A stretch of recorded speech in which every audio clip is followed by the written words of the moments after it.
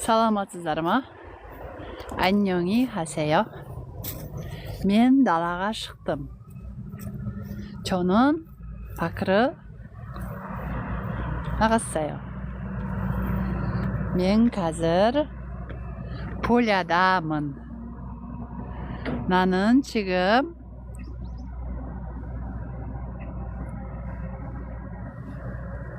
이런 밭에 있어요. 밭. егістік. ақ мысықты қараңыздар. 하얀 고양이가 가고 있어요. 하얀 고양이. 밭이 얼었네. мына егістіктің жері қатып қалыпты. ойбай, қаяқпен келе жатырмын десеңдерші. Дәу ана жерді қойып, мына жақпен келе жатырмын. үйректерді қараңыздар. үйрек. тоңо리, жабай үйрек. тоңо리, жабай үйректер. тоңо리. мынау кесектер, балшықтар, хык, топырақ. хык жазған кезде х, ыл, к болады да, патшым болғаннан кейін ыл, к оқылмайды. хык деп оқимыз. анау ұшып баратқан ақ құс хақ деп аталады. хақ. әдемісіне. мен басыма түсіп кетті. хақ. бұның қазақшасын білмеймін. осы жерде анандай құрбақан ұстап отырады ше. бұлар құстарға ештеңе тимейді. мына қараңыз, жақынырақ барам. күріштен қалған қалдықты жеп жатыр. мына қарасаңыздар, күріштің сабағынан қалып кеткен.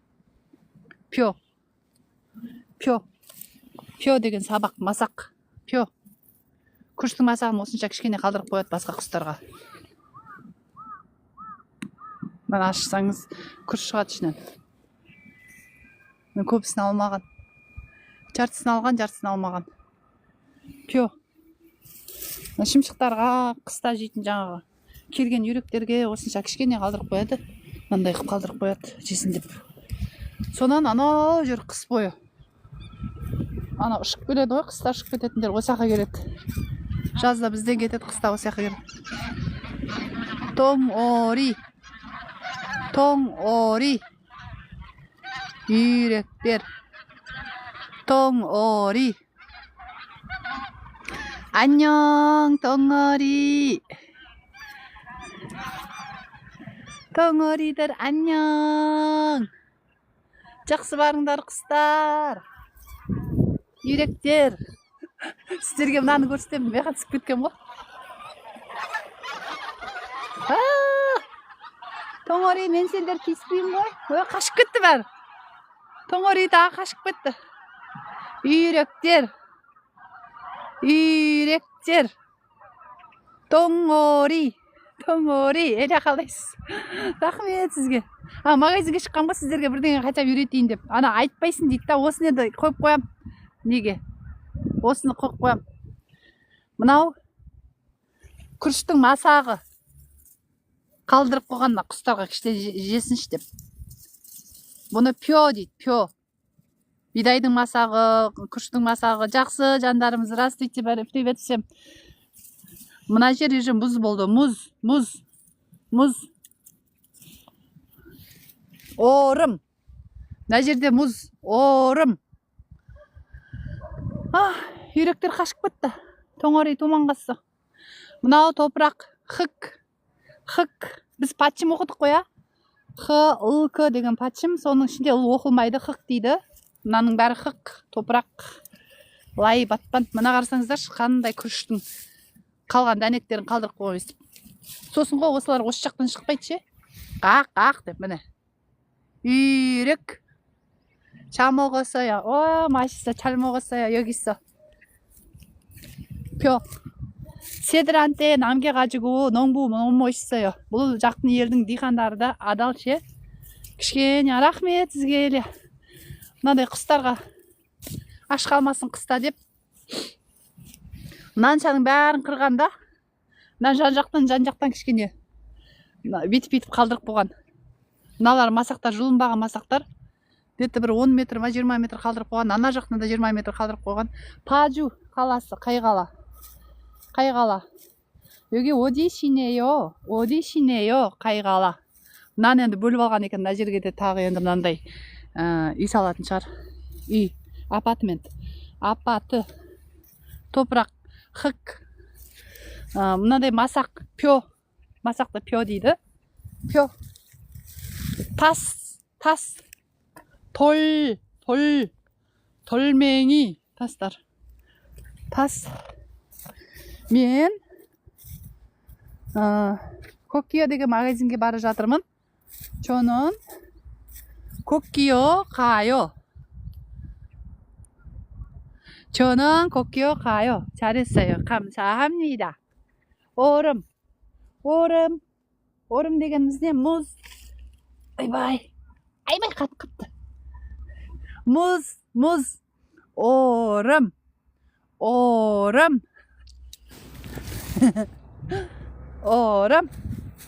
난 жіппен байлап қойыпты. жіп. Шил.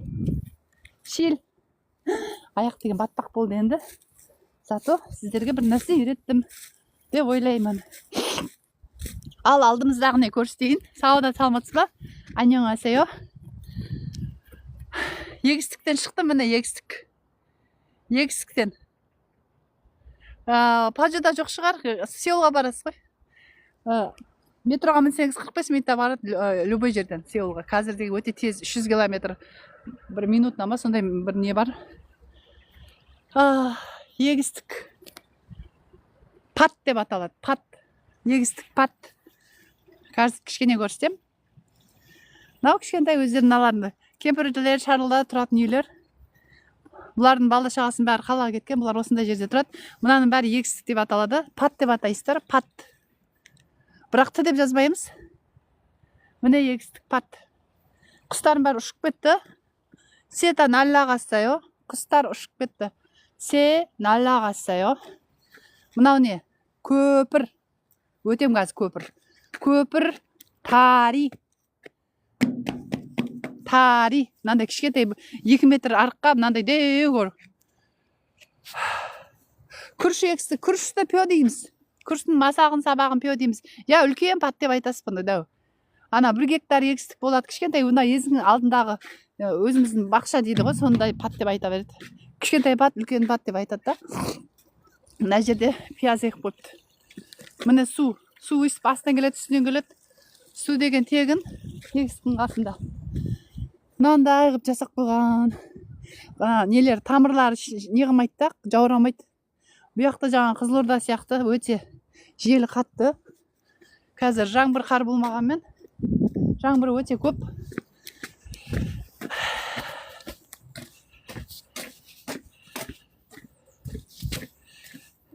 магазинге бара жатырмын. 슈퍼마켓에 가요. 저는 슈퍼마켓에 가요. 모자, қалпақ. Балам тоқып берді. 아들을 되게 줬어요. 내 아들이 이 모자를 되게 줬어요. ұлым, 10 жасар ұлым мына қалпақты тоқып берді. Бұл жақта ұл қызға қарамайды, бірдеңе істей береді. Осылай. Кішкене сіздерге обзор Кореяның бір шеті. Қайта дәптерді ғана көрсетіп қойғаннан кейін жалығып кетесіздер деп далаға шыққанда, я Корея. Сіздерге Кореяның бір шетін көрсетіп жатырмын. Күйеуім жоқ, 2 ұлым бар. Күйеуім қарсы болмаған. Бұбай ысылдақ қалың бұл жүгіріп келем деп. Міне енді тағы не көрсетейін, мына жақты көрсетейін. Мына кісілердің бәрі көшеде, баяғы заман неде тұратын болса да, бұл кісілер байлар. Мынандай кішкентай бір бөлмелер болса да, 70-80-де бір бөлім емес. Келіңіз сауыдат. Мысықтарды жақтырмайды. Бұларға кішкене үй жасақ болған тамақ береді. Өлтірмейді, ұстап, андай қинамайды. Бұлардың бәрінің мынаның астында егістіктері бар. Анау отырған бар ғой. Қақ деген сауысқан ба? Сауысқан. Қатчи. Сауысқан қатчи ма? Қатчи. Қақ деп отырды. міне осындай үйдің артында да бәрі асфальттанып тап-таза қылып ана күрекпен қойып қойыпты мына жерге өтпеңіздер деп. Міне Коккиоға кіремін. Коккиоға кіремін.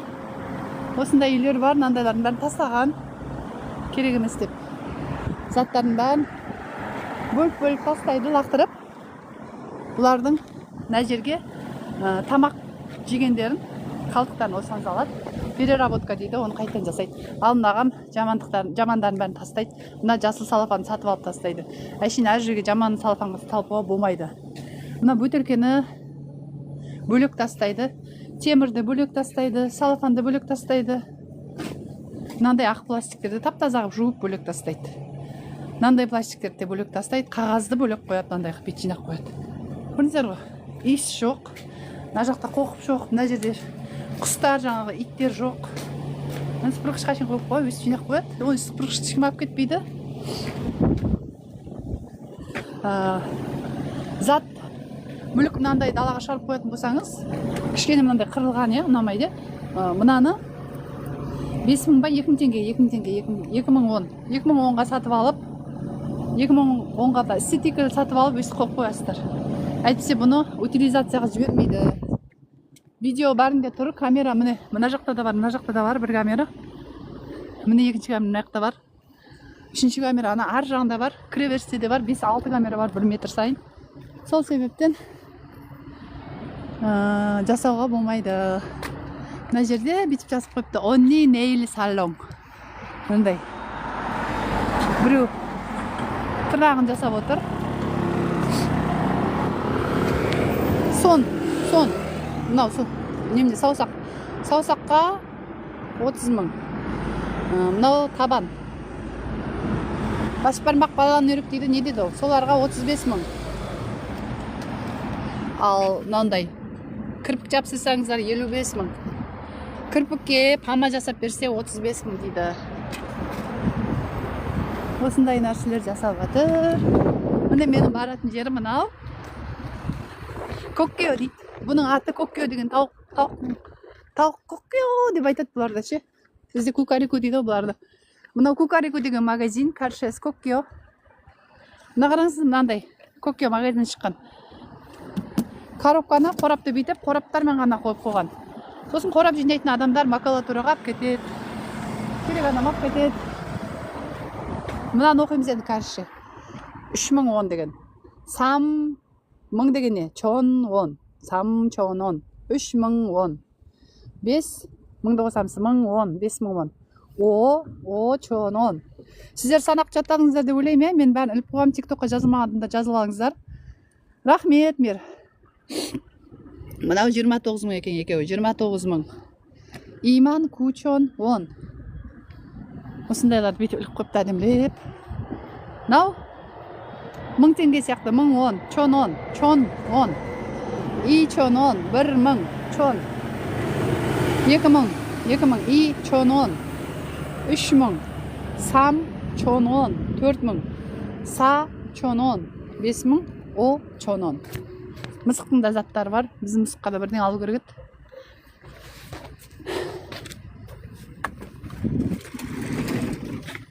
안녕하세요. 선생님 잠깐 선생님 얼굴 안 보이고 한글 가르쳐 주고 있는데 천천히 말해도 돼요? 네. 그러면 안녕하세요. 다시 말해주세요. 안녕하세요.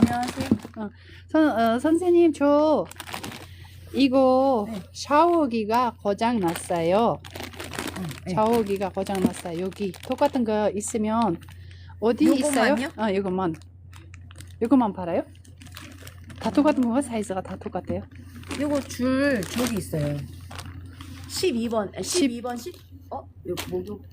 그쪽을 찾아볼게요. 12번. 12번 13번 사요. 네, 감사합니다. 샤워기가 고장 났어요. менің немене ана шомылатын жердегі ваннадағы су шашатын не душты қазақша не дейді айтыңыздар ал енді. Сол бұзылып қалды деп айтайын деген. Міне екен. неше түрлі тұр ғой мына жақта. Мен мұның қайсысын сатып аламын енді? 32 мыңдығы да бар екен. Күштілер бар екен.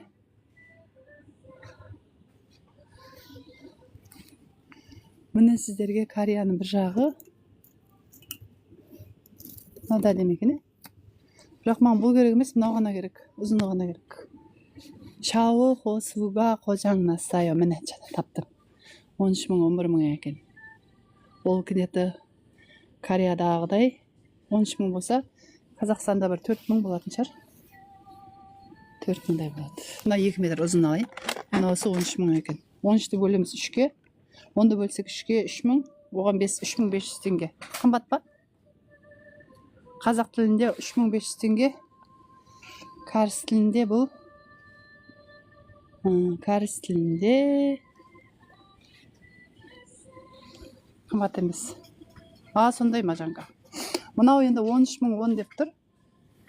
Бір 13 мың болса где-то $10 болмайды. $10. 안녕하세요.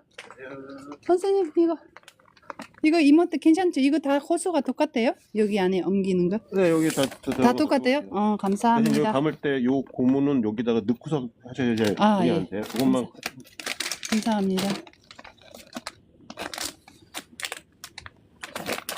осылай. Мына домалақ тесігі бәрі бір дейді. Мына жерде мына кісі бастығы, осының бәрі бастығы жақсы бізге айтып берді. Бұл кісінің 10 жылдан асты осы жерде істеп жатқанына. Өздері постоянно жұмыс істейді. Мынаның ғана мынау ұзынымен алса 13 мың дейді. 13 мың деген сіз где-то $8. $8 деген 4500. 4 мың. Точно білмеймін енді қанша екен, где-то 4500 4 мың теңге. Ал басын ғана ауыстыратын болсаңыз 3 мың. Сәлем. Мен бүйтіп көрсетіп, сіздерге эфирге кішкене шығып жүрмін. $5,000, 5,000. Мынау әдемсі 12,000. 4,500 де бар мынандай. Сосын мынандай комплекттің өзі бар, 11 мыңдығы бар екен. 1,5 метр, мен 1,5 метр алмай-ақ 2 метр алып жатырмын. Біз балалар тартып жағында байғұстың жағын басын шығарып та азында шомылайын десем. Су деген басымнан аяғына шейін ақ. Мынаны алып келдім. Үлкен балам енді осыны айтам енді істеп бер деп. Арзан ба? Солай. Менімен бірге. Мынандай далада әдемі екен. Мынандайдың бәрі комплект. Мынау 60 мың болса, күшті неше түрлі сулар шығады. 60 мың.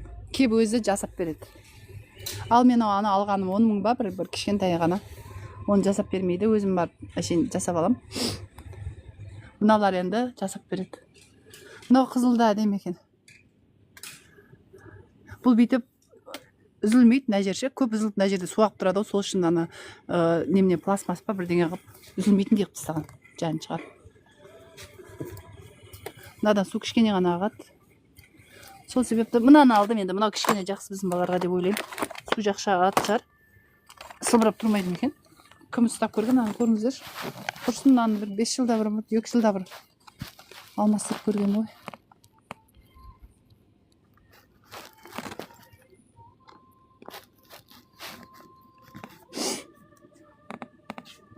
Осындай, мен оған жер алғаным қайсы еді. Біз мынаны қолданды қалып. Дәу ауырда балаларға ұстағанға. 54 мың деп тұр, қойшы ондайға ақша жұмсамаймын. Өйткені бәрібір Кореяда. Салам алейкум. Ол қызылды мен 7 мыңға алдым дейді. 7 мыңға алдыңыз ба? Қызыл бар ма? Онда сол баратын жолы мен жаңа бір бәле доставкам ба бірден төлейтін шығар е? Манан қарасаңыз, 2-ші класстың балалары кәрісші оқиды. Ойбай, сіздерге кәрісші үйретем деп осындайдан шықпайын, осындай сатып алам ғой мен енді. Қой, бұл ұятты, сіздердің алфавит тез жаттап алып, енді кітап оқиықшы, бұндай емес үлкен кітаптар. Ең арзан алған. Бізде 2 жыл, қазір мейғанда 2 жыл где-то 18 айдан асқан сияқты. Ана кішкене балам жұқылап, осыны ойнай ма бірден қылады әйтеуір. Сондай өте қымбатын алып керегі жоқ. Мен қымбат заттарды көп мынандай алмаймын. Қымбат киім жаңа. Балаларға енді кішкене бір киетіндер алып берем. Ал мүлік, қымбат мүлік, арзан мүлік деген. Біз еще анандай мусорное ведро. Бұлбай кішкентай бар екен ондай. 3 килограмм қаншасы. Бұлбай дәу екен бұл. Нешінші номері. мындай емес, кішкентай бір номер. Мен көп жазып жыртай берем да қасыма қойып қоймасам полға бәрін тастап мусорный ведро. Мынау не дейміз енді? Шао хедесеті. Міне оқимыз. Шао хедесеті. 2 метр. 2 метр. Осыны бүгін жаттайсыздар. Осылардың бәрін сіздерге қиып, бүгінгі осы лайфты қойып қоямын. Лайфты сіздерге қойып қоямын. Можа, қалпақ. Балам тоқып берді. Адыри тіге жасайы. Можа. Мысығыма бір от жататын бір не алмасам, менің көрпеме жатып алады ше. Мысықтың көрпесі. Мынау жақсы ма екен мысықтың көрпесі? Мысығына көріп алып береді десе, ар жерге жатпай. Біздің мысық. Әдемісіне. Енді өстіп жүремін енді. Осыған келген ғой Құдай-ау.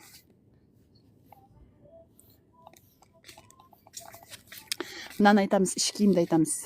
Сок от. Ішкиім. Сок от. Қалайсыздар, сәлем. Сок от. 5000 болса қанша болады мынау? 5000-ді бөлеміз 3-ке. 1500. 2000 теңге болады где-то. 2000 теңге. Корейский 2000 теңге болады. Согот ішкейім. Мынандай жұмсақ одеялдарды қойып қойған жақсы, әселі. Саламатсыздар ма? Жай шықтым. Ең болмаса Кореяның даласын көрсетейінші сіздерге. Күнде. Міне ыдыс. Ыдысты бәрін айтады. Күріт.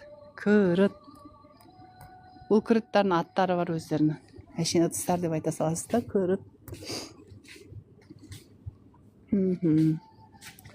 Мен Қазақстаннан прайпен алып келгім келіп жүр. Бұяқтың прайпендері онша ұнамайды маған. Ауыр емес та, жеңіл ма бірдеңе. Біздің баяғы шойын прайпендер болса ғой, қандай жақсы. Сковородка.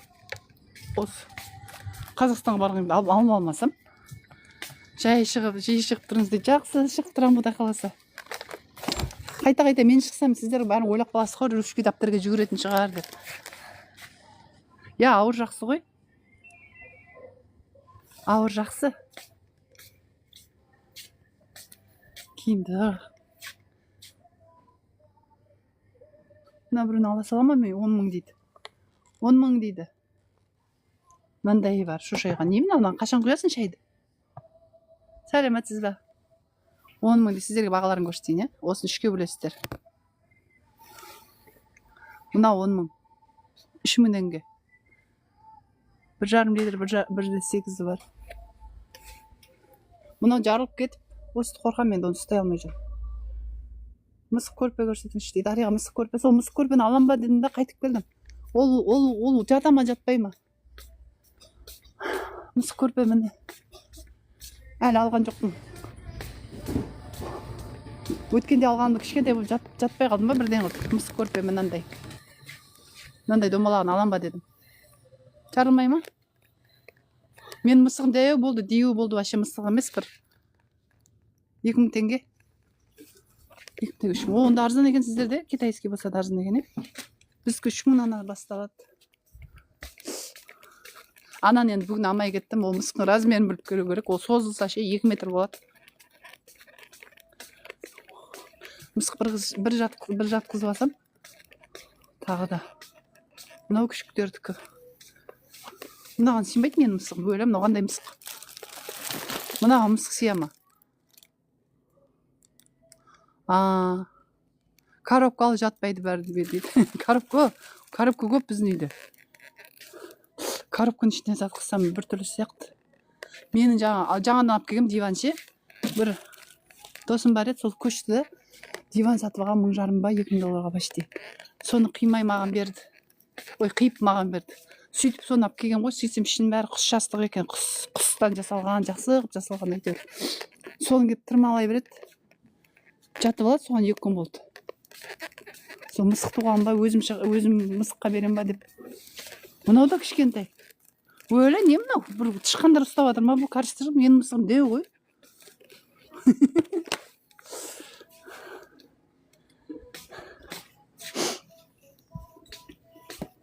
Ал, мынаны оқыңыздар.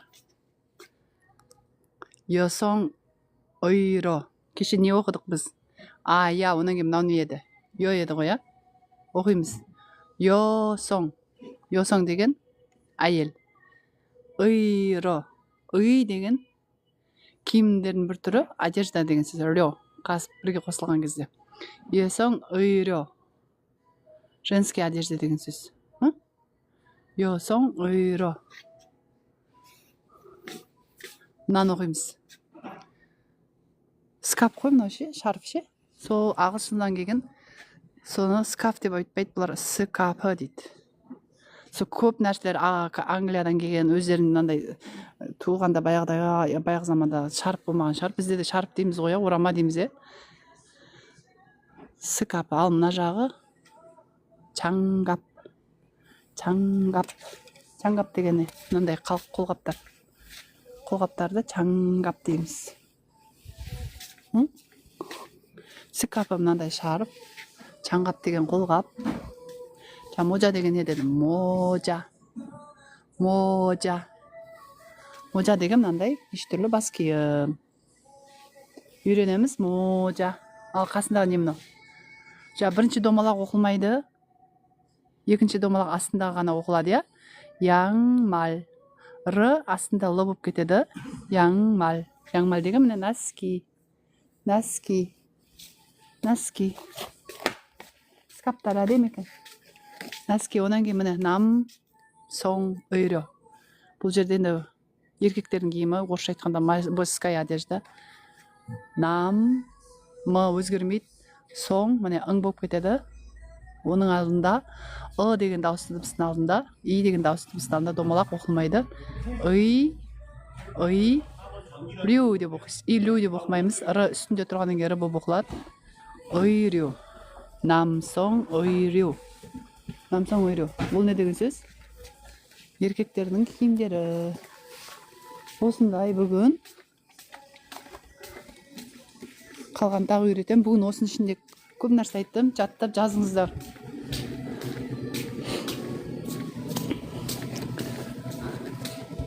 Ал мынаны енді сұрайым қанша екен деп.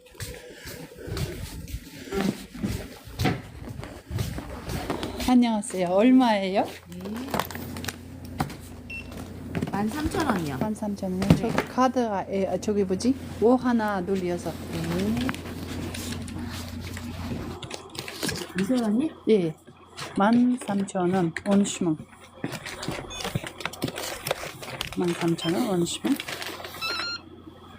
이용해 주셔서 감사합니다. 감사합니다. 네, 영수증 주세요. 네. 영수증 되게 포인트는요? 네, 사진을 드릴게요. 수고하세요. міне мына жерде сейл болып тұр. Мыналарда мынандай қылып қойған туалеттер. Қызылы әйелдердікі, мынау қарасы ер кісілердікі. Қатып қалғаннан кейін бұны жауып қояды. Есіктер жабылмайтын болғаннан кейін құлтақ қойған. Ал любой адам кім туалетке барғысы келеді? Да бөпен қырш. Әдемсің. Сөйтіп кілт аласыздар да мына жаққа кіріп келе бересіздер. Ештеңе етпейді. Қандай адам болса да. Саламатсыз ба? Кілтті беріңізші, туалетке барғым келіп тұр десе, ма деп бере салады. Сосын еще сұрайсыз ғой ішінде мындай қағаз бар ма жоқ па деп. Қағаз жоқ десе, сол қағазды алып кетесіз де беріңізші деп.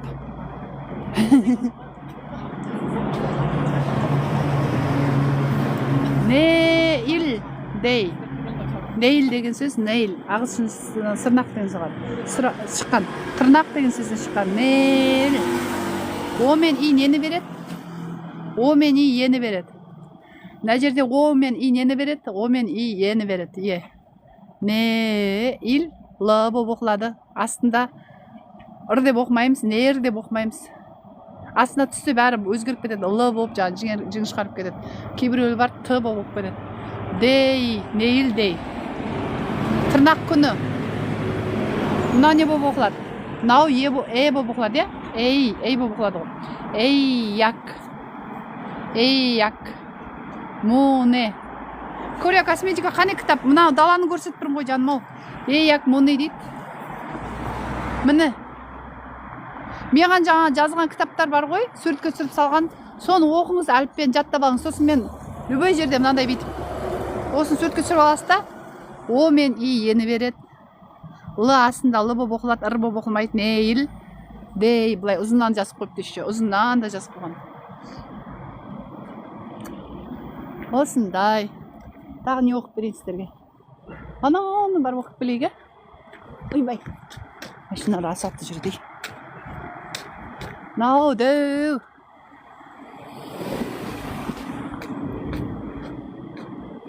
Мынаны оқып көріңіздер. LH қалайсыз апай, жақсы, жалғыз саламатсыз ба? LH деген компаниясы салған мынандай неме дейді, үй.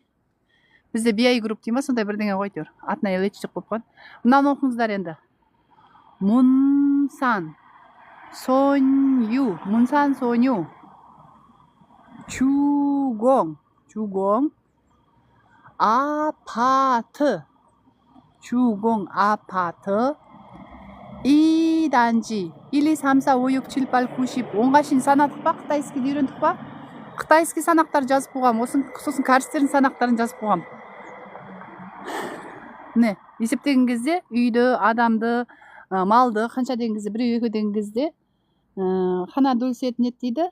Ал мынандай сандарды есептеген кезде, үй емес сандарды есептеген кезде 1, 2, 3 деп оқиды. Сол себепті мынаны қайттан оқимыз. LH деген жаңа BI групп сияқты бір групп бірдеңелердің салғандары. Мунсан Соню. Мунсан деген жаңағы Пажу қаласының Мунсан немнесі? Еңбекшинский сияқты бірдеңе ғой. Мунсан Соню деген мына жердің аты, көшенің аты, мына апатының аты. Соню деген. Чугон.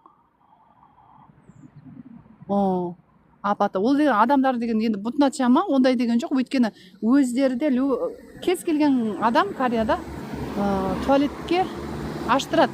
Мен бірақ бір кезде Ансанда болғам, ол ана жерде русскоязычныйлар көп. Сол кезде бір жерде ана переводқа, документке бардым, қыздардың алдына отырдым. Ол қыздар енді Россияның корейстері ма бірдеңелер әйтеуір. Россияның корейстері. Соған бір кісі келді, кәріс кісі, туалетті есіңізді ашып беріңізші деп. Сөйтсе бізде туалет жоқ дейді ғой, жаңағы Қазақстандағыдай, СНГдағыдай. Сол кезде сәлем қыздар, сәлем. Мына кімге айтып жатырмын? Блеккетқа. Сол кезде мен таң қалдым, сіз Кореяда отырсыз ғой, ол деген болмайды, ол деген неге заңға қайшы келеді деп еді. Сөйтсе айтады, қойшы әркім кіріп шығып, адам не туалетіміз болмағымыз қортады, мынау деп тұр да. Анау кісі келесі не ұзын бар, ұзын сонар бар кәрістер ғой. Келесі мынандай жерге кірді, зданияға. Сөйтті, саққа кетті. Бірақ таң қалды, мен Кореяда ез елімде жүрдім, ақ туалетке кіре алмаймын деп. Сол орыс СНГ-ның адамдары отырған. Мынау енді 2005-те бастап салынған. 2005-тен 2008-ге шейін 3 жыл салынған. Бұл жалғыз ғана біреу емес, мынау 20 ма 30 салған. 20-30 ба сонда үй 40 үй ма, по-моему, көп ұзыннан ұзақ ана жаққа кете береді. Сол салған адамдардың аты. Кім мынаны картасын жасаған, кім мынаның астына құбырын салған, кім мынаны неден тексерісте өткізген. Сосын қандай жаңағы құрылыс жасайтын нелер бар ғой, ондай. Мен мынандай құрылыс компаниясы, мен андай құрылыс компаниясын деп. Сондай құрылыс компаниялардың аттарын салған. Сосын қандай жаңағы неме дейтін еді? Кисуса деген жаңағы өзінің жұмысын білетін дәрежелі адамдарды айтады. Профессиональный, қазақшасы не? Короче, сондай профессиональный заттар салған. Сосын мына тасты кім алып келген? Мынау жаңағы өрт шықса жаңағы пожарный дейді ғой, сол өрт сөндіретін жақсыларын кім салған? Онан кейін барып мынаны кім электрик кім жасаған? Электрге кім жауап береді? Тоңшин дейді. Тоңшин деген жаңағы телефон өтпей қалады, астында болса жаңағы связь болмай қалады, соған жауап беретін кісі. Сосын чожоң деген сөз, мынау немене? Землетрясение, жер сілкінді қимылдай ма, қимылдамай ма, осын салған адамдар.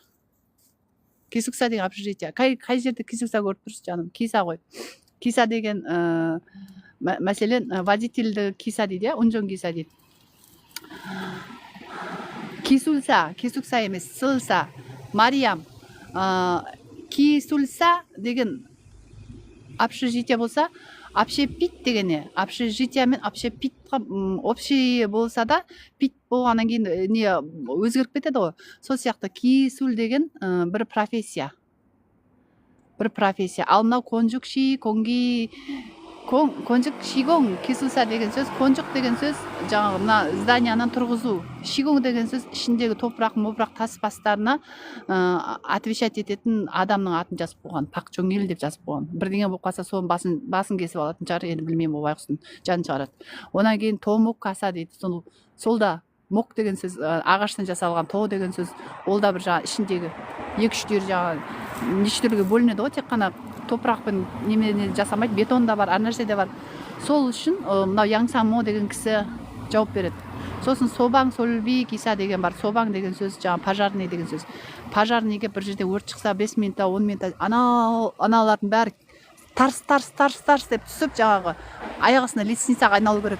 Соған және де ішіндегі әрбір зданияның ішінде су шашатын жаңағы бір құбырлары болады. Сол жақтан жаңағы лампочканың астында тұрады, астында. Сол өзі автоматически су сөгу керек. Соған отвечать ететін кісі бар. Поммёңхи деген кісі салған. Чонги Киса деген мына бүкіл жаңағы біреу қолын сығып алып, балалар аузын тығып алып, жаңағы тоғырмас үшін, бірдеңе шошайып шықпас үшін Исаңмо деген кісі жауап береді. Салған кезде. Тоңшин Киса деген сөз водитель деген сөз ғой. Бәрі киса қаса деген сөз. Водителінде қандай водитель? Именно ана жол жүргізетін водитель емес, вождение. Вождь деген не деген сөз? Қазақшасын айтыңыздаршы, вождь деген. Алға түсетін. Сондай сөзден шыққан. Чоңги деген сөз тоққа жауап беретін кісі. Онан кейін Исаңмо.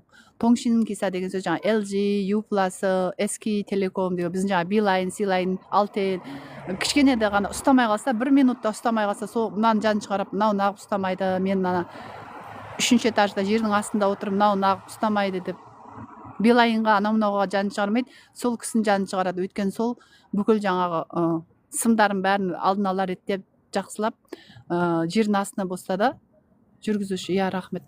Жердің астына болса да соны связь болу үшін, телефонды өшіп қалмау үшін Исаңмоға жасаған соны. Сосын Исаңмо емес, Когёңбонға жасаған. Когёңбон Тоңшин деген жаңа телефонға отвечать етеді.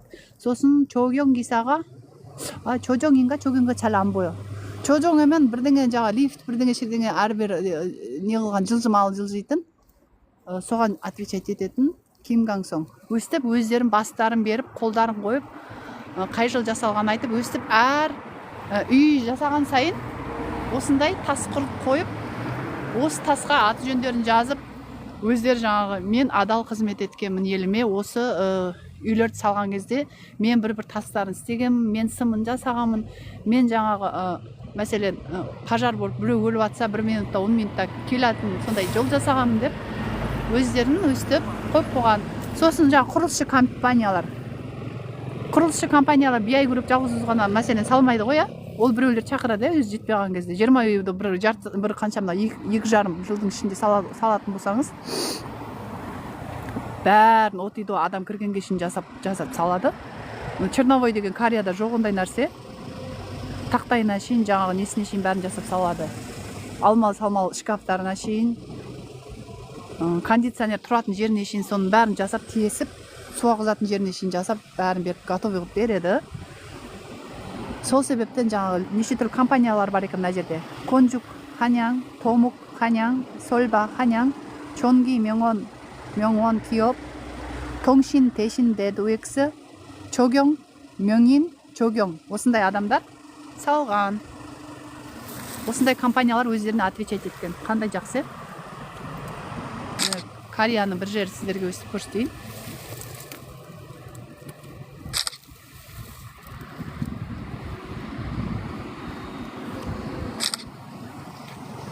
Мәселен, бұл үйға енді 2005 салғаннан кейін қазір 2025 қой. 20 жыл болды ғой. Бірақ бір сыз өтті, бірдеңе деп. Үй өте қымбат. Кореяда өте қымбат. Опанайды қарашы. Томпиып кетіп бара жатқан. Бұяқта бала жоқ, кішкене бала көрсең ше. бетім шымшығын кеп тұрады. Осындай. Кәне үй туралы әсел көрдіңіз ба? Енді үйге бара жатырмын. Мен мынандай осындай алдық жерде тұрамын. Мынау енді мынау міне. Осылардың бәрін ұстауға болмайды. Өстіп әдемілеп жауып қойған. Мынаның астында бар. Барлық электрический нәрсе су кірмес үшін мынаның бәрін бүйтіп жасап қойған. Мәселен, мынау бұзылып қалса, бірдеңесі бұзылып қалса, осының ішіне кішкене өшіреді да. Светофор жөндей салады, басқа бір нәрсені жөндей салады. Заземление бар. Қыс өткенде болды, бір апта бұрын қар жауған. Қыс енді қазір январдың 15-20-сынан бастап өте қыс болады. Бүгін күн енді кішкене жылып тұр екен. Сол рахат. Қар өткенде жауған, еріп кетті. Суық болады. Өте суық болатын еді, кішкене суық болмай тұр. Кеше минус 12 болған, қазір қайтадан плюс 2 болып тұр ғой. Мынаның астында дөңгелеп жаңағы 3 этаж ба 4 этаж осы жердің астында бұлар нелері бар, машина тұратын жерлері бар. Өйткені бұларда жер жоқ қой. Бәрі қарсашы, алдын бәрі таптаза, ішін бәрі таптаза, есіктің алдында мынандай машинаға очередь жоқ та. Бәрі әр үйдің өз машинасының, әр үйде 2 машина болады ғой, әр үйде, әр бір семьяда. Күйеуінде әйелінде бір машина болса, осының астына 3 этаж, 4 этаж, 5 этажға шейін қазып, бір 30-40 метр қазып. Рахмет, менсу. Осының астына жаңа өздерінің машиналарын қояды. Шыққан кезде енді кішкене ертерек шығу керек. Сосын мен сіздерге тағы бір қыз көрсетейін. Мына жерде алдымызда мектеп бар, иә. Алдымызда мектеп бар. Біздің мынандай кішкентай мектептер осы аптаның аяғына шейін оқиды. Анау апай тұр ғой, қолында қызылы бар. Мына жерде қызыл жанды. Мына мектепте қызыл жанды. Мына жерде жасыл жанды мектеп. Мен мына жаққа жүре алам. Мына аяқта да мына жарқ етіп көрініп тұр. Ана апам қолына қызыл ұстап балаларды өткізеді. Бала келсе өткізеді. Азынан кешке тұрмайды бұл әйел. Жаңағы неменет қоңырау болған кезде. Қоңырау болардың алдында жарты сағат бұрын тұрып алады. Азанда сағат 9-да бұларды сабақ басталады. 8-ден бастап 2 кемпір, 2 шал, біреудің мамасы, біреудің әжесі. Мына деген көп қой мынау үй. Сөйтіп балаларын апарсын, балаларын апармасын, өздері жаңағы өстіп жаңағы шығып алады да. Мектепке жазады. Біз өстіп қараймыз, понедельник, вторник қараймыз, вторник, среда қараймыз деп жаңағы 6 күнге бөліп алады. Сөйтіп та мына жағында тұрады, біреу мына жағында тұрады. Бір күні ертең келіп, азанда келіп көрсетпесем сіздерге. Мынандай апайлар тұрады мына жақта. Жүгіріп өтеді ғой өткен бала деген, бала жүгіріп өтеді ғой. Машина деген көп.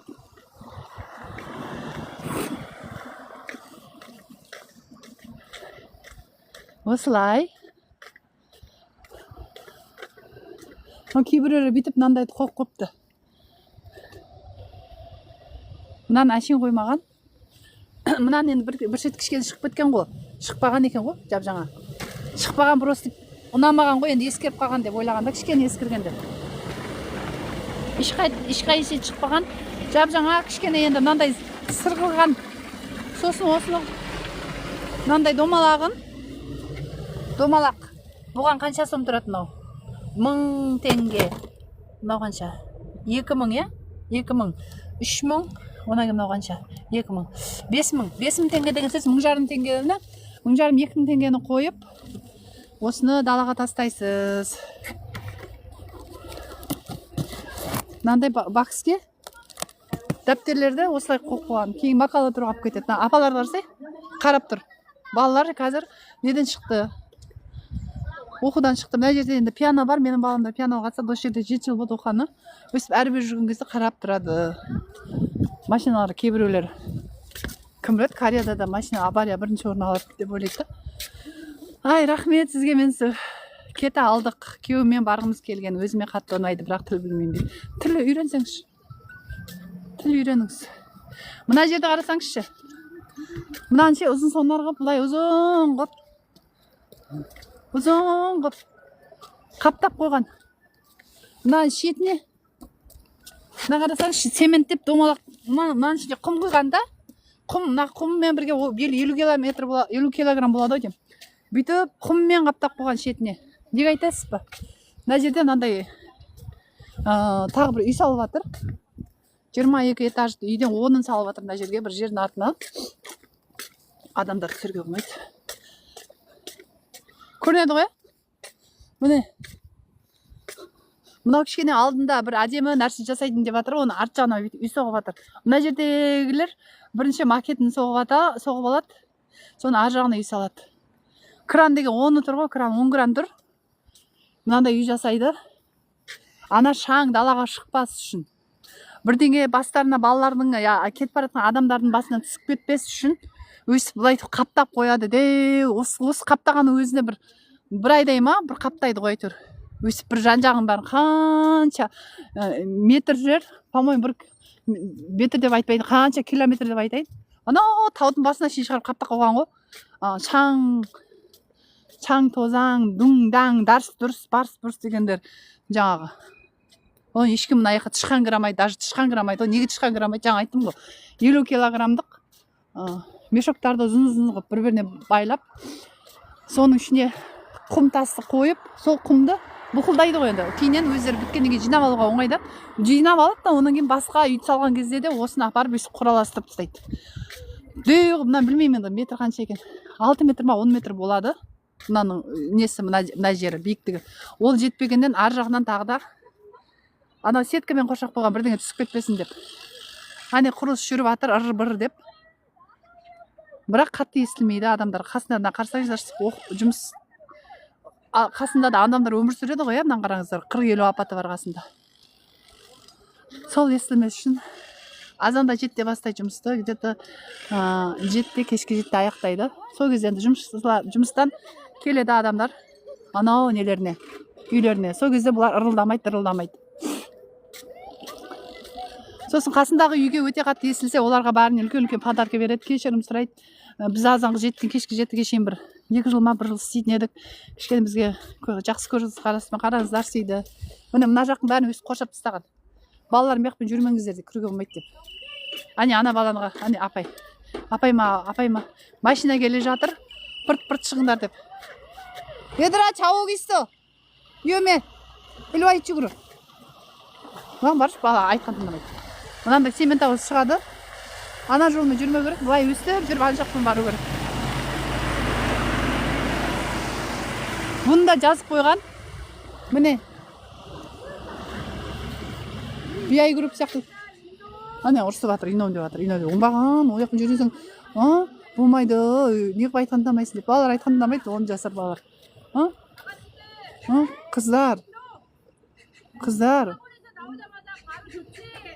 Қыздар көтендерін ұрам деп, ана екеуі бір-бірінен сен ғой деп жатыр.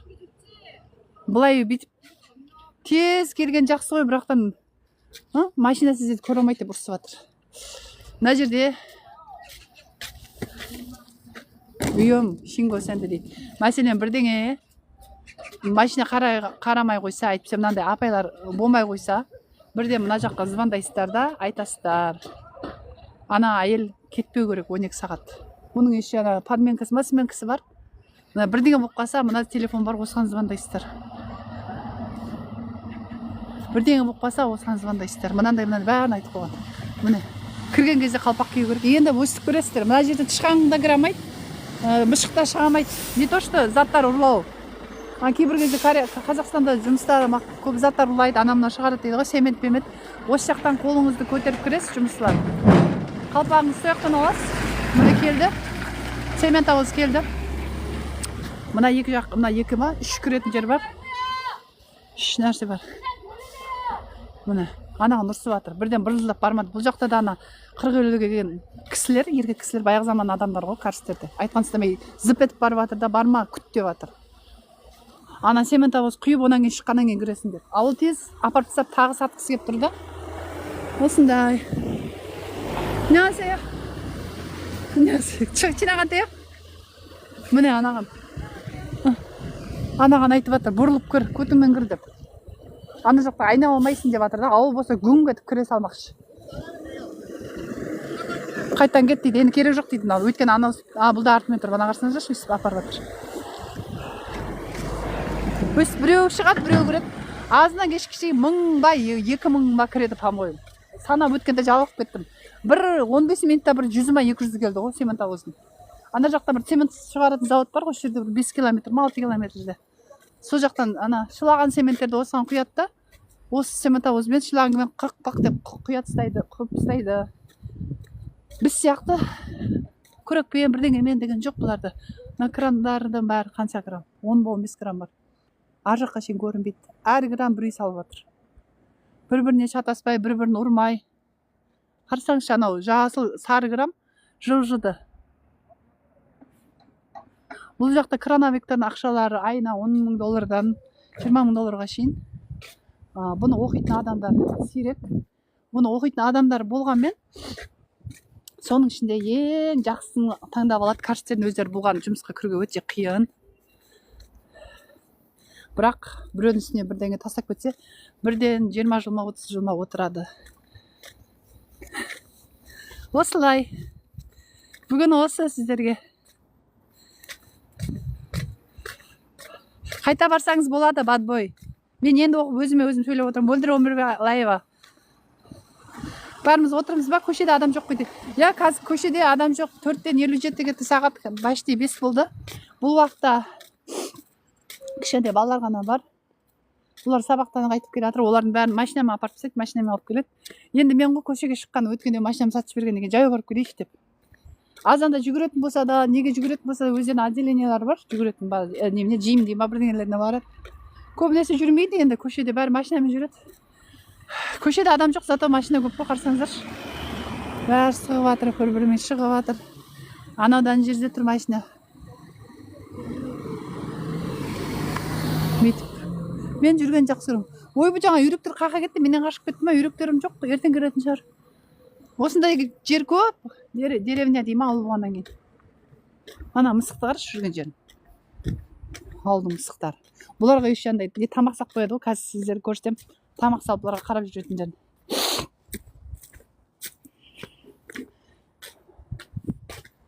Ескі үйлер де бар, жаңа үйлер де бар.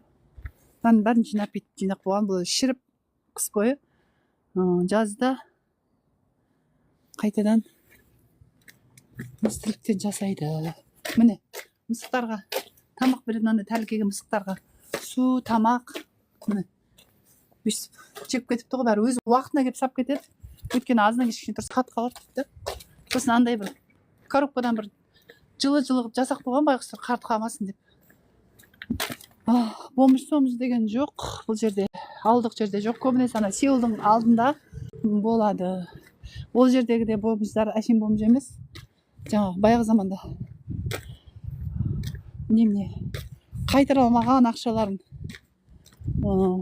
бір бизнес жасап өздері жаман тастап жүрген адамдар сөйтіп ішіп кетеді, соларға енді қарайды да. Осы ойбай ысылдап кетті, менде бір кішкене қолым тоңды. Я кәдімгі ауыл, я мен ауылда тұрамын, біздің балалар ауылда тұрам. Жұмыс істемей жүрмін ғой қазір. Астанада мысықтарға солай қамқор. Ой, жақсы екен, Дариға жақсы екен. Зорымысыз хулиган ойлайды, я жақсы, қолым тоңды. Ит мысыққа тамақ, киім дайындайтын завод бар дейді. Я бар. Сондай мына жерде магазиндерде бар, киім заводта бар. Өткенде барып келгем, мен просто қышып кетті үсті басым жаңағы. Тамақтың бір иістері бар да, итке беретін тамақты упаковкада тұрған кезде. Сол бір 2 күн істедім да, сол иттің бірдеңенің иіс шығады әйтеуір дәмі. Паджу деген қаладамын. Паджу деген қаланың жаңағы неше түрлері бар. Өзім просто жаңағы неменеді, квартирада баяғыда тұрған 5-8 этаждарда. Я жұмыс істеген ақшасы да көп емес. Бірақ иісіне ұнатпайсың, азынан кешке бірдеңені сасап жүрген бірдеңенің иісін жаңағы құрғатады ғой. Иттер жеген кезде жаңағы корымны ашсаңыз неше түрлі иістер болады ғой. Сол иіс ұнаған жоқ маған. Кореяға тіл білсеңіз не көп, неше түрлі көп жұмыстың түр-түрі бар. Содан мен жаңағы 4 этажда тұрғам, ал олардың несі кейбір үйлерінде андай адамдар шепетильный болады. Біздің балалар лақтырады немене ойыншықтарды кішкентай кезде. Бұлардың бойында тәртіп бар ма, әлде заң бейде үшін ғана бағынады ма дейді. Тәртіп бар. Өйткені біз жаңа зауытта бізде шетелдің адамдар көп болды да, ол шетелдің адамдар тәрбиелі болмай, әр нәрсені жаңа үлкен мусор тастайтын не бар. Соған мусорду да тастады, пластикти да тастады. Жана ишип болгондон кийин коланын неси бар го, кен бар го. Сону да тастады. Канчага үйрөтөсүз дейт. Кечки саат 17:00 эфирде 2 саат тегин үйрөтөм. 5-тен 6-га чейин алфавит жазасыз. 6-тан 7-ге чейин эжелеп окуйбуз баарыбыз группа менен тегин үйрөтөм. Ар кайсында бири-бирөөдөн отуруп акча алып мийим ашып отуратын ондайга нем жок. Осы подписка еще казахстанский подпискам бар, соған келіңіздер. Карсше емес, қазақ немет уақытымен, Қазақстан уақытымен. Бізде 10 болады, кешкі 10. Маған үйренетін адамыздар мынаған жазыңыздар, сол мен сіздерді ана жаққа шақырам. Бұл аккаунт емес, басқа қазақ екінші аккаунтында үйретем. Я карс тілін үйретем. Абай сабақ болам. Я бүгін кешкі сағат 5-те болады Қазақстан сабағында. Жеке үйрете алмаймын. Жеке үйрете алмаймын, өйткені уақытым жоқ жеке. Әрқайсыларыңызға отыруым керек. Сол үшін. Тавид, үйге қақпасы. Ойбай. Қой, үйге барайық. Сіз бояққа жазсаңыз, мен көп адамдар жазғанда түсінбей, мен жаңа немен жазыңыз. Мынандай жасақ қойғам. Мен баларым жаңа тіліне естіп қашасыздар да.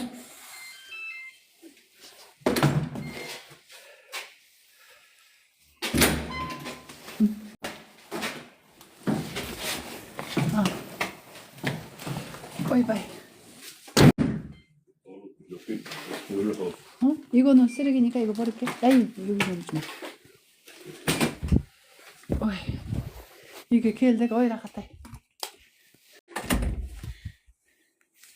Этажи емес, 5 этажды. 5 этажды. Ой.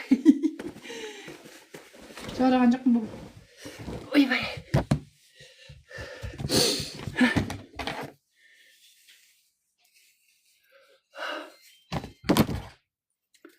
Қазір бізде сағат 5. Кореяда, Қазақстанда сағат қанша 1 қоя. Жолдасым жоқ. Ой, бұл мен мусорный ведро алам деп ұмытып кеттім. Жансая қалайсыздар? Мен ашин кірдім. Осы видеоны қалай сақтап қойға болады екен? Сақтап қояйын, көріп отырыңыздар. Рахмет. Бірден 3 кетті ма? Сіздерге кешке 5-ке шығам ғой, оған қазір.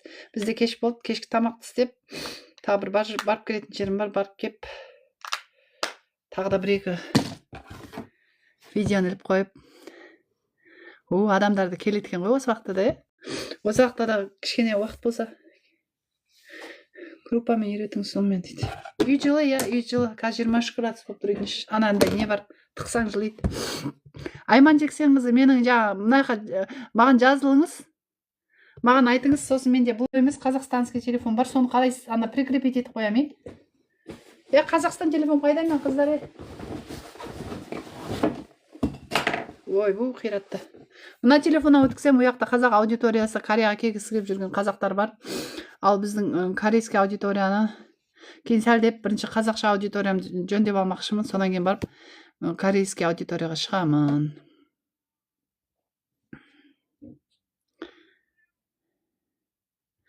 Өсіп жаз, мен үйренем деп, мен жаңа осы тиктоктың мессенджерінен жазыңыздар, сосын мен сіздерді мынау қазақша телефонға қойып қоям. Айтпесе мынау Айша деген маған подписаться етіңіз ғой. Басқама басе подписать етіп едім дейді. Басқа ештеңе етпейді. Эфирға кірем деген кезде мен сіздерді шақырам ғой. Тіркеңізші, мен де үйренемін деп жарайды. Сіздерден жаңа 3 кітаптер батарейкамен, жаңа телефонмен тыныш жер керек. Кешкі сағат 5-те келіңіздер. Қазір мынау Кореядағы телефонында да ештеңе болмағаннан кейін бұяқта да бар. Қазақша қайдан үйреніңіз, таза сөйлеп тұрсыз ғой. Алтынбек жаным, қазақпын ғой. Басқа елге ұқсайын ба, қоршын шешенге ұқсайын ба, неме дейбіз. Маған тіркеп алыңыздар. Кеште 7-тен кейін босайым дейді. Гүлбану Төлеғалиева. 7-тен кейін босайтыныз жаңа не ма? Карше ма? Корейский 7-те ма? Мен қазақша айтып жатырмын. Шыңғыс, рахмет сізге. Гүлбану Төлеғалиева. Маған мына жерге барыңыз, подписать етіп жаңа сары неге жүрекке қойып алыңыздар. Мен жаңа немнің аты бар. Наму Чингудыр деген. Ештеңе етпейді. Алтуға маған жазылып алыңыз. Кешкісімен де боласыз. Онан кейін барып ұйықтаған кезде де қайтадан көрсеңіз болады. Мен мына қазақ аудиториясына да осы Кореядағы өзіміздің елдегі адамдарға арнап осы аудиторияға да екі жаққа жаңағы видео қысқа сосын жаңағы нені іліп қойып жатырмын. Оқуларын бәрін соны жаттап жазып, онан кейін кері байланыс керек. Сол видеоның астына апай мен мынандай деп жаздым деп суретке түсіріп қайтадан салыңыздар. Жұмыстан кеш келем Қазақстан уақыты ғой дейді. Онда 5-тен 6, 6-тан 7 біткен кезде келеді келсе. Өйткені мен отырған кезде 12-де бітем ғой. Қазақстанның уақытымен сіздерде 6-та кіргенмен 7-тен 8-ге отырса 8 болғанда бізде 12 почти түнгі 1 болады. Балаларды ұйықтату керек түнгі 1-де. Сол үшін қанша сіздерге жасағым келіп тұрса да, сіздерге келетін енді бір жасағаным Гүлбанур Тілеуғалиева сізге жаңа жіберіп тұрайын видеоларды, соны көріп, жазып, сызып, тура сөйлеп отырамын. А деп жазыңыздар, Б деп жазыңыздар, мынандай деп. Соны бірге оқып, қайтадан маған кері байланыс бересіз, жарай ма? Қалай жазылам дейді. Осыған маған тіркелесіз, Алтуға. Мына Айша деген басып тіркелесіз. Мен подписчик деймін, не дейді, соған тіркелесіз. Сосын маған осы TikTok мессенджері бар ғой, соған айтасыз, апай менде қатысқым келіп жатыр деп. Сол кезде мен бастаған кезде сізге жіберемін. Ал қатысамасаңыз сізге жаңа видеосын сізге поделиться қыламын, соның видеосын көріп, тегін оқып, жаңағы лайк па немене жүрекше ма соны басып, сосын жаңа кері байланыс, апай мен мынандай қылып жаздым деп суретке түсіресіз де, сол теманың астына, любой тема, любой видеомның астына қоясыз. Апай мына дұрыс па, дұрыс емес па деп. Сосын тексерем. 10 дұрыс жазыңыздар ма, 10 дұрыс жазыңыздар ма. Соны сіздерге кері қайтадан айтамын. Алтуға мынаны дұрыстап жазу керек. Мынаны қайтадан бір бетке тағы бір жаз деп айтамын. Барларыңызды көріп отырмын. Сол енді кешке түнгі 1-де жату керек. Балалар жатпайды мен ұйықтамасам. Сонымен олар ұйықтағаннан кейін түнгі сағат 2-де ма, 3-де ма қайтадан шығып жаңағы кері байланыс, жаңағы достарым, оқушыларым жазғандарын көріп, суретке түсіргендерін бәрін көріп, қайтадан тексеріп, қайтадан соны астына жазамын. Дұрыс жазыңыздар, жақсы жазыңыз, қайталаңыз, жаттаңыз, айтсам мынаны қайтадан жазыңыз деп. Ал маған жаңағы WhatsApp, жаңағы Telegram бірдеңе сұрамаңыздар, оның бәріне қарап отыратын уақыт жоқ. Ал TikTok любой уақытта адам кері байланыс берген кезде көрінеді да, бірден жауап бере аламын. Оған дейін мен жаңағы немен жазыңыздар. Апай мен жаңағы қазақстанский аудиторияға ауыстырыңызшы деп. Халида, саламатсыз ба? Солай. Тағы тіркелген адамдар бар ма? Ерғалиева, Мари, Жансая, Гүлбану, Төлеуғалиева. Сіз енді сменада дедіңіз ғой, сменаңыз күндіз болған кезде де қатыса аласыз. Алтуға, Blackcat, User 08, Несібе, Самира, Мария, Дарын, Толқын, Асел Сүлейменова, тағы да басқа адамдар. Бибіжан, сіз немене келмей жүрсіз ана жаққа? Жақсы, жағдай, мен барым дейді. Мен көп қалып қойдым. Сіз көп қалып қойдыңыз. Сіз ана маған видеома ответ жазбай жүрсіз ғой, неге өйтіп жазбай жүрсіз? Не оқымай кеттіңіз? Неге өйттіңіз? Жақсы бастап едіңіз ғой. Бірінші класста ештеңе етпейді. Бірінші класста 1 апта оқыса да, 2 апта оқыса да, кейіннен сосын қашында екінші класста оқисыз. Өзіндік жұмыс жасауыңыз керек. Өзіндік жұмыс, апайға жаңа осы бүгін жаңа видеоны салдым, соны жазып келіңіз десем, жазып бірден оқып тастауыңыз керек. Әрбір уақыт өткенде де, бірдеңе қойған кезде де, үй жинап, жаңа тамақ істеп, сылпылдап жүргенге де уақыт кетеді. Қалай да болса, Бибіхан, сіз неғып қалып қойдыңыз, Бибіжан, Бибіхан? Телефон істемей қалды ма, жарайды. Мен қазір жаңа магазинге барып келе жатқан мына видеомды қызық болып бұл жерде де сіздерге көп жаңа сөйлеп, сіздерге сол жақта қарсы әріппелерді, сөздіктерді көрсетіп, мен қазақша сөйлеп, сосын жаңа мынау қаншадан, анау қаншадан деп жаңа магазиншімен сөйлескен сөзім бар. Сосын Кореяның табиғатын көрсетіп, қарсы кішкене сөйлеп, оны қазақша сөйлеп, жаңа 1-ші класты бітіріп, енді ғана әріппені ғана оқыта береді екенсіз, сөз ауыз айтыңызшы деген оқушыларым бар. Соларға арнайы бүгін шығып көрсеттім. Сол кісілер осыны аяғына шейін көріңіздер да, соны жазыңыздар қайталап. Осыны астына қойып қойса да, осыны қойып қоям, осыны астына жазыңыздар. Ал енді мен кешкі сіздерге бару үшін мен де кішкене дайындық, балаларға тамақ беріп, кішкене олармен бірге бір сағат кітап оқуым керек. Біз жаңа екінші үлкен балам қазір 16-та, 17-те, сол жаңа немене еді, кедей әке мен бай әке деген кітапты бастаған, короче, соны кішкене бір жарты сағаттық па, бір сағаттық қалды. Саламатсыз ба, Ботагөз, қалайсыздар? Ана Қазақстанға да келсеңіздерші.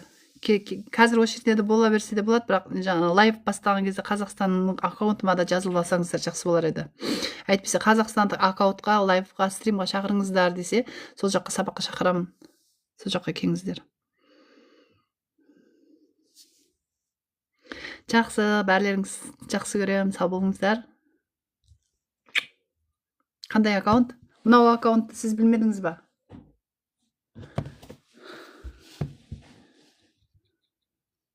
Жақсы, Ботагөз, өзіңіз қалайсыз? Мына аккаунтым бар еді, ойбай, мияқта да. Қазақстан аккаунт қайттан табасыз ба? Қазір отырған кісілерге көрсетейін, жазып алыңыздар. Суретке түсіріп алсаңыздар, суретке түсіріп алыңыздар.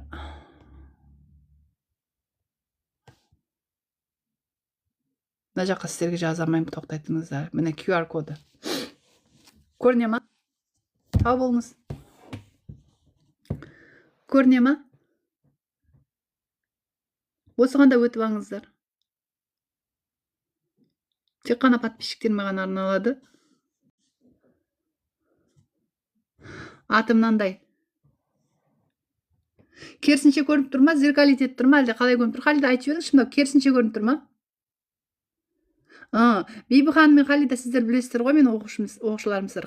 Жаңадан келген адамдар көрініп жатыр да. Керісінше көрініп тұр ма? Ой, жаным, рахмет айтқаныңа, мынау деген. Қалай істеймін? Переключить, отзеркалить видеоны. Енді былай қалай. Қайттан көріңіздер. Ой, мынауға қашып кетті. Қазірше. Қазір көрсінше, керісінше көрініп жатыр ма?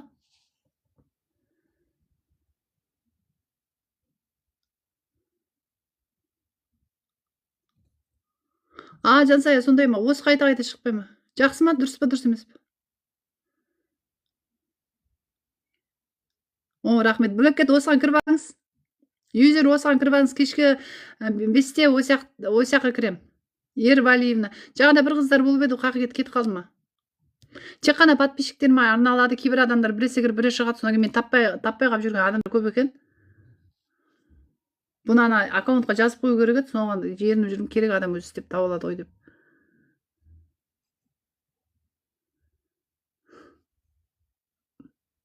Түзу қояйын ба? Қалай, түзу болды ма? Анау собачка, эй, хаппи 46 десеңіз, сол бірден табасыз мен. QR-да осы ұстай алмайым ше, керісінше ұстай алмайым осынше. Өлі кімнің қақтан телефоны бар?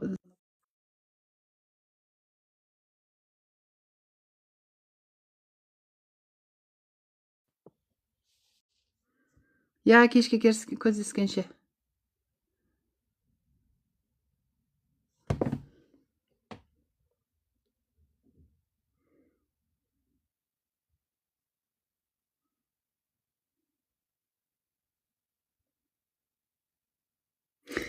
Жаңа не ұмытып кеттім деймін. Жаңа стойкыма бір бәлені мынандай ұстап тұратында сатып алуға барғам ғой, ұмытып кетіппін.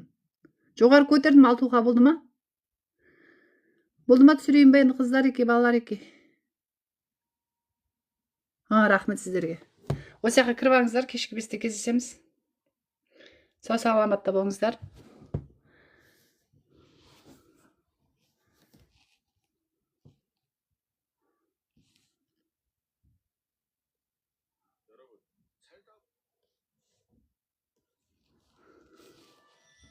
Бүйтіп, осының ішінде кірсеңіз, неше түрлі сабақтар бар. Жақсы. Рахмет, всем спасибо, до свидания, до встречи. Мен жаңа карштерім әнеңе келсе요, неше түрлі адамдар көріп отыр. Сол үшін шатасып кете берем, қазақша оқыған кезде. Біреу орысша айтады, біреу каршша айтады. Сұрақ қояды, басқа сұрақтар. Сосын кейін барып Қазақстанның телефонына. Рахмет, осия. Сөйтіп жаңа қашып кеткем. Мына алдымда тұр, инвайт Корея 23 жыл Айша, карш тілі тегін деген. Соған кіріп алыңыздар. Кешкі сағат Қазақстанның 5-пен сояғына шығамын.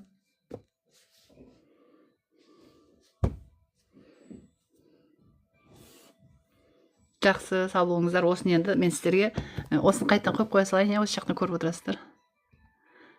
Сау болыңыздар. Рахмет. Сау болыңыздар. Мына алдында Invite Korea 23 жыл бар ғой, соған кіріп алыңыз. Мына мен корейский аккаунтым, ал анау Қазақстан аккаунты да, сол жақтан оқисыздар. Жақсы, енді мен шығайын. Сіздер ренжімесеңіздер шығайын, иә? Мына енді кәрістер кіріп жатыр, енді киім кіріп жатыр, пак кіріп жатыр. Олармен отырсам мен миым ашып кетеді қазір. Не істеймін, істей алмай қалам жұмысымды. Қаштым. Мен қаштым. Рахмет Лола тіркелгеніңізге. Тіркелмедіңіз ба? Тіркелдіңіз ба? Түсінбедім ғой. Тіркелмедім, тіркелдім. Көрсетейін ба қайтадан, Лоло?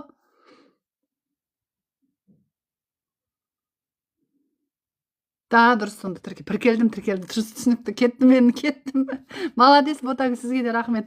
Кеттім мен қашайын, қазір кәрістер келсе тіркелгім келеді дейді. Ой, бұл Назира 65-53. Қазір көрсетем.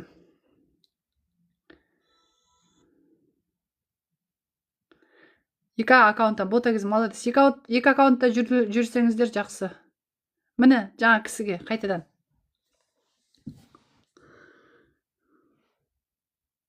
Назира 65-23 көрініп жатыр ма?